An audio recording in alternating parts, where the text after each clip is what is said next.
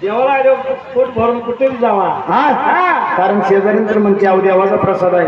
घ्या घास गॅस तर घ्यावा लागतो. मग देवाला काय सांगावं? काय सांगायचं? काय सांगायचं? अरे भक्ती करावे का पोते भरावे. अरे भक्ती करावे का पोते भरावे. आणि सांग देवा सांग आता काय करावे. सांग मामा सांग आता काय करावे.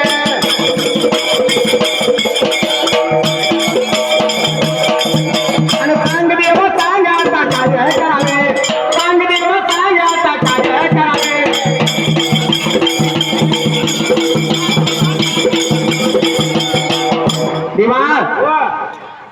देवाला प्रसाद लावला आणि पंक्तीच्या पंक्ती आता जेवण खाणं करायला बसणार, प्रसाद घ्यायला बसणार.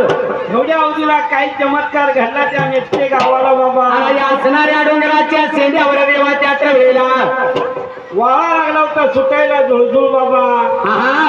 आभाळ लागलं होतं खालतं वरतं पळायला.